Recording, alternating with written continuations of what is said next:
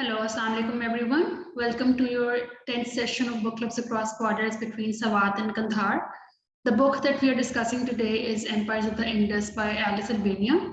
This book is basically a travel log of Alice Albania. She basically took the route of River Indus throughout Pakistan, her journey started from Karachi, ending in the region of Ladakh in India, where the River Indus originates. I would like to ask my colleague Ayman Imran, to give some views on this book, to give a brief summary on this book, so we can start our conversation. So, Ayman, over to you. I'm going to give a little summary of Empires of the Indus. This is actually a very interesting story because it is the story of the river Indus itself. I think the most striking feature is that Indus is actually personified throughout the story and is presented as a living, breathing entity that has witnessed history itself. It has witnessed the history of humanity and the area around the Indus, this area of the subcontinent, and the areas around it from the time that the river exists, right? And it has seen the rise and fall of different civilizations. It has seen different settlements, cities, the destruction of cities. It has seen agriculture and its sort of beginnings and endings. It has seen religious events. It has seen travelers and invaders and literature being written. And it has basically seen the entire of humanity and this entire area sort of come to the point that it is today. Right, and so in that sense, the Indus is alive and perhaps the most knowledgeable of all, right?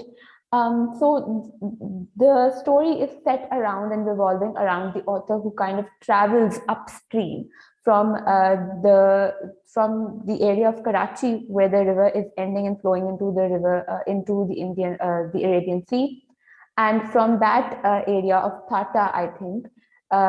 She travels upstream towards Tibet, which is the birthplace of the Indus. And throughout this area, she crosses several countries that the Indus does, and she follows the timelines in which the Indus has experienced and seen history. Right, so it has a lot to do with not just sort of a historical timeline of events in chronological order, but it also has a lot to do with the emotions connected to these histories that the Indus has witnessed itself, right? So it has a lot to do with folk tales and the stories and even oral stories and oral histories surrounding the Indus of incidents or tales that took place across or around the Indus. It carries emotions that are connected to places around the Indus. For example, the tomb of Jhulelal, who is described as the god of water, and therefore folk tales feature a lot in the story. Zinda Pir's shrine, again, something, a slight episode in the entire story that sort of engages your emotions, right? And sort of shows how the river and the water itself traverses and sort of meanders through human lives and histories, and eventually finds its way into events, stories, writings, art, and everything that humans create and experience, right?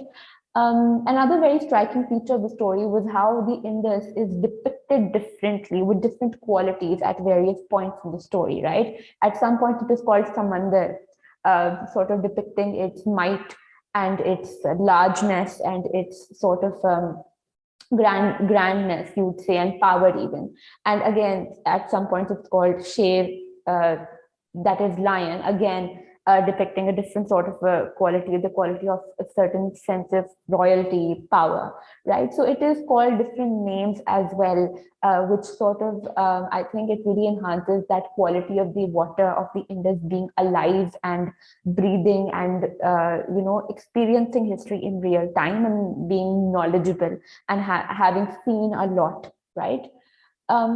I think another very, it sort of then kind of draws in stories of Sufism, Sufi saints, intercultural and interfaith practices as well, and how cultural fusions have taken place across or around the river. Religious fusions have taken place where Hindus, Sikhs, and Muslim practices have kind of joined together, and river cults are also mentioned. So, given all this, I think the most important feature of the story is not the story itself, but it is the way it is told and how it sort of engages the reader's senses, right? So there's a lot of stress on using your senses to imagine the Indus's flow and experience, right? The reader is him or herself uh, experiencing what the river experienced, because the river is personified, right? So you kind of engage your senses, your sense of sound, your sense of imagination, imagery, right? Colors, emotions.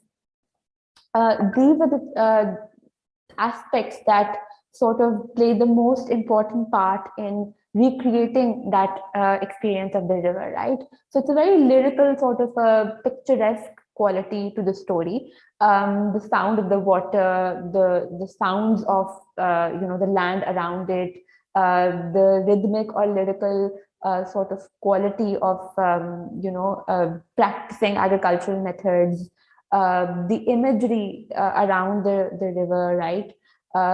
And so the sounds of songs related to the river, all of these play a very large part in sort of making the reader also experience history in general, rather than just reading about it through the story of the Indus.